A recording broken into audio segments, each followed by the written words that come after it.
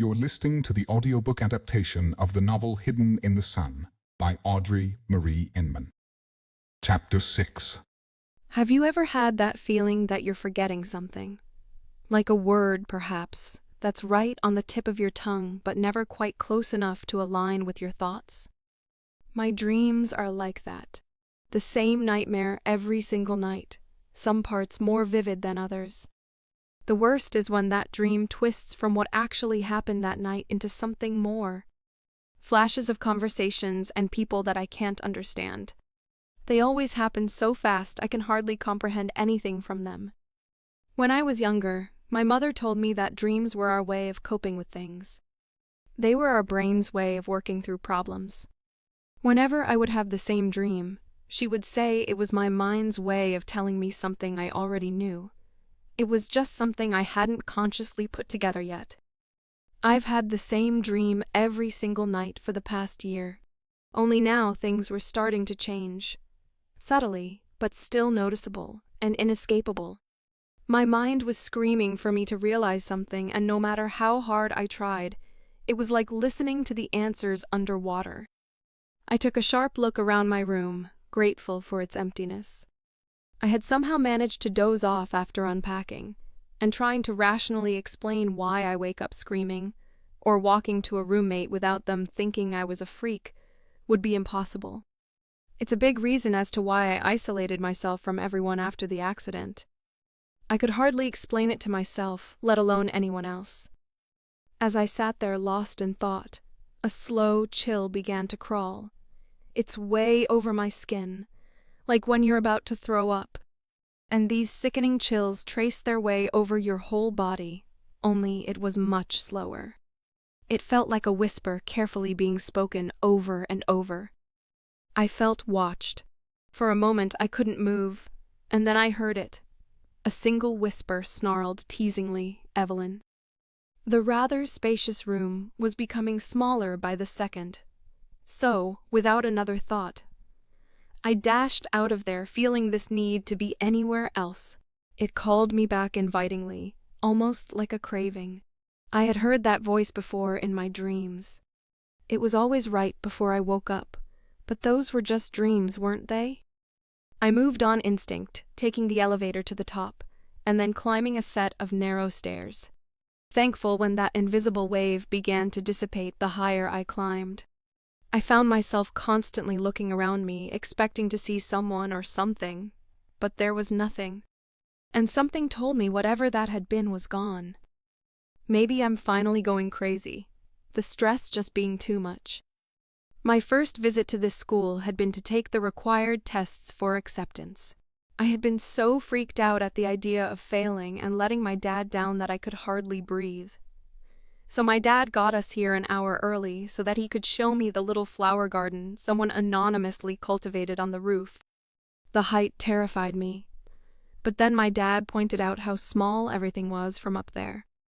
"It's all about perspective," he had said before, showing me these beautiful flowers that happened to be in full bloom. Blue seemed to be the main theme, with these strange white flowers mixed in. The blue was strikingly unlike any flower I had ever seen. The whole garden was. We used to grow them when I was younger, but I hadn't seen them in a long time. They were poisonous to most humans, but not my dad and me. It had been just what I needed to calm my nerves and take my mind off of the stress I was under. Dad was always good at that. I wish he was here now. It was a relief to feel the cool city air rush to meet my face as I pushed the door to the roof out of my way. Inside, it was easy to feel miles away from any civilization, easy to feel trapped. The roof was large, dominating in size among the surrounding skyscrapers. Though that wasn't what had captured my attention. It was him. He stood on the edge of the rooftop as if he weren't one strong wind gust away from tumbling down the side. His pure white hair whipped around as a testament to the wind's strength today. It didn't seem to bother him as his tall, sturdy frame crouched down, staring at the city life below. I wanted to be angry. This place was supposed to be off limits. No one really even knew anything was up here, and I hardly felt like sharing it right now. I know it's selfish, but at first glance, I didn't like him. He was a vampire. I could tell by the agile grace that came so naturally to him. Though, I knew this wasn't what caused me to pause, and any and all ill thoughts to dissipate. It was the darkness that seemed to encase him. The sadness that made it hard to look away. Without actually thinking it through, I stepped up to the very right of him, not looking at him. Not yet. My mind having momentarily forgotten the events moments ago. I knew that look, that sadness. I lived it every single day. "If you're going to jump," I said, staring down at distant cars and people, "warn me so I can look away." I finished wrapping my arms around myself. It was freezing, but I didn't mind. I felt above it all, the stress of my new life, the worries. The open air calmed me. I felt his eyes on me then. I knew it was a strange thing to say, but I was trying to lighten the mood a little. It was meant to be a joke, but it came out a tad awkward. "How compassionate," he replied after a moment. His voice was like warm honey, deep and velvety. My eyes drifted to him then, and suddenly I couldn't breathe.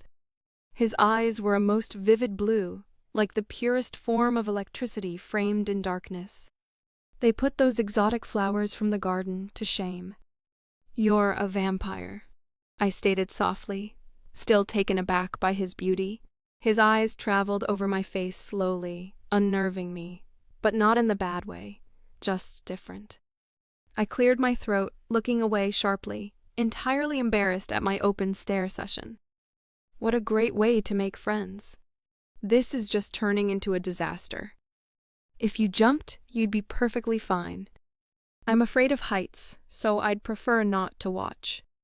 I finished quickly, refusing to look at him, trying to hide the red tint that coated my cheeks. "How did you know?" he asked finally, after a moment surprising me. I glanced at him, thankful that he finally looked away, but he seemed more tense all of the sudden. "Vampires have this grace about them," I said casually, beginning to calm my beating heart. "They're just eyes, Evelyn. Chill out." He seemed slightly thrown off by my answer. "I'm Evelyn, by the way," I said, poorly attempting an introduction. He merely looked at me for a moment before something registered in his eyes. He probably realized I was the mayor's kid. Everyone heard about what happened, and rumors spread like crazy, half of them completely made up. I had expected him to ask, but he simply turned away as if to leave. "You should get inside before you catch a cold," he threw over his shoulder before disappearing. I do believe that was the single most strange encounter I have ever experienced. "Nice meeting you too," I mumbled, deciding to stare out at the open city life beneath a moment longer. Maybe I shouldn't have said a word to him.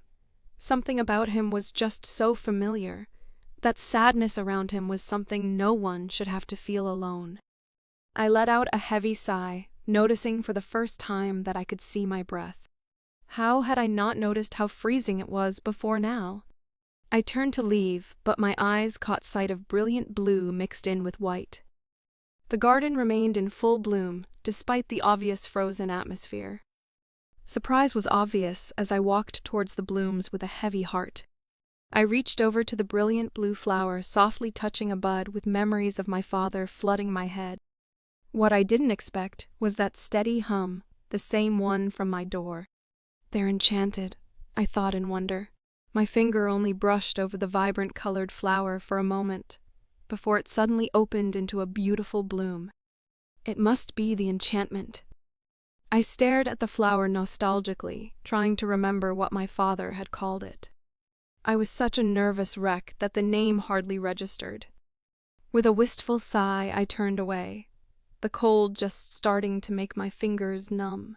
As I descended the stairs, I remembered the events from before. I wasn't ready to go back. What if that feeling came back, and this time the monster from my dreams was actually there? "Evelyn, when?" I heard a soft voice call, pulling me from my reverie, and turned right, as Mary touched her fingers to my upper arm. "Mary," I sighed in relief. "I looked for you everywhere. Didn't you hear me? I called your name like 5 times. Are you all right? Did anyone hurt you? She said, whispering the last part. She seemed more alert, suddenly seeming like a concerned parent. Calm down, I was just exploring, I said with a shrug. I thought I told you. You're not allowed on the top floor. She paused and then added, Ever. If a royal or visitor of the royals were to find you and mistake you as a... She cut off suddenly, tensing up. Mary Nerezza, a human with a disgrace for a vampire, how fitting. A silky, amused voice spoke behind me, sending horrible chills down my spine. I was facing away from her, but something about her was off. It wasn't pleasant. She is the newest addition to this school. Level B, same as you. Mary said through narrowed eyes. I turned slightly to glance at her. She looked like an Aphrodite look-alike, but it was as if waves of darkness rolled off of her. She was dangerous. As far as I'm concerned, all humans are beneath me. One day, they will all belong to vampires. She said, glancing at me momentarily like I was a bug she wished to squash. It's only natural, she said, and then finally turning her eyes back to Mary. You're not allowed on this level. Keep your human in check, Mary, or next time I won't be so nice. She finished with a sour glare before disappearing. That was nice? What the hell just happened? I asked bitterly as we stepped into the elevator, throwing my manners right out the window. Why did you let her talk to you like that? Who was she? Mara Thorne. Someone replied, just squeezing through the elevator doors before they closed. Ryder Evans. He introduced himself. Sorry about her, she was born with a crown shoved too far up her. Ryder? Mary exclaimed, hitting him lightly. We all know it. He said sheepishly, before pulling Mary to him and kissing her in the most gentle way I've ever seen. I quickly looked away, feeling like I was intruding on a very intimate, personal moment. I heard a giggle and glanced up to see Mary looking at me curiously. Mary. I paused, unsure if I should continue as the elevator doors opened to the 3rd floor. She arched a single eyebrow and I looked away, feeling unsure. Why did you let her call you a disgrace? I said, curiosity winning out. I looked over as we walked and studied the frown on her face as she stepped out of Ryder's arm that had been slung around her shoulder. My father rejected me as his daughter, she said, sounding suddenly much older and wary as we continued walking. My eyes widened on their own accord. I don't know what answer I was expecting, but that was not it. What is wrong with me today? I've obviously been away from society too long, because all I seem to do is awkwardly step on toes. I'm so sorry. It's okay, you don't have to tell me anymore. I shouldn't have asked. I rambled until she held up a hand. No, it's all right. You're going to hear the story eventually, so I'd rather it be from me, she said with a deep frown, not meeting my eyes as we stopped in an empty common room just outside of the hallway leading to the dorms where I stayed. Ryder reached out and gently folded his hand around hers as she took a seat on the couch, the warm firelight casting a gentle glow around the room. It seemed to be enough to give her the courage to continue. It must be nice, having someone to love you like that. When my mother was 24, she had been kidnapped and forced into blood trafficking. It was really common back then. My mother was very beautiful and was auctioned off at a very high price to none other than Lord Vincent Nerezza. It was no secret that he was cruel with his property. She was only supposed to be used for her blood, but she had a fiery spirit, and he loved the idea of taming her. She paused quietly as if remembering it, like it was her own story. His intentions were wicked from the start. He raped her, beat her, and humiliated her in every way possible. A year into this, a sickness swept through the vampire community created by a large group of humans who were rejecting our terms and our very existence. They had successfully managed to get it in the blood supply and in many humans themselves. Around that time, my mother became severely ill. She was already malnourished, so the sickness seemed worse than it was. Not wanting to risk getting sick himself, he had someone drop her off in the city where the infected vampires were. She paused again, shaking her head, still angry at the memory. But as I looked closer, I saw tears in her eyes. He expected some rogues would come along and rip her to shreds, but by the grace of God, the queen had a vision involving her and her unborn child. She paused, bitterness and tears afire in her eyes. She had never been sick. She was 2 months pregnant, and that bastard did it to her. Mary cried out, and once again Ryder pulled her in with a heavy frown sent my way. After a moment, she stopped crying so hard and turned her head, resting just below Ryder's chin. After 7 months she had me, and it nearly killed her. That was when the queen changed her. Soon after, she found her true mate and has been the happiest woman possible. Vincent, unfortunately, is the nephew of an important royal and was not charged for any crimes, nor was he forced to claim me as his, not that I would want him to. He and vampires like him are the true disgrace to our kind, she said, wiping away any tears in her eyes, coming back to present time. That's why I let Mara say that stuff. I know where I actually stand, and I know what actually matters, she said, and pulled back, looking at Ryder affectionately, before passing her smile my way. She pulled away from Ryder, standing to reach for my hand. Come on, you two. We're going to be late for dinner, she said, and I could tell she had left the past in the past, suddenly her usual chirpy self. Dinner?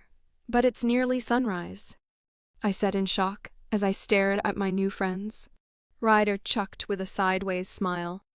Precisely, he responded as he stood flashing a bright smile.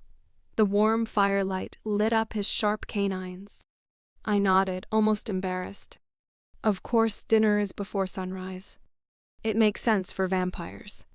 I stifled a yawn as I followed them back down the hallway, her and Ryder talking happily about something I was too lost in thought to actually hear. I promised myself to never complain or feel sorry for myself again. Things could have been a lot worse for me, and I have a feeling this is only the beginning.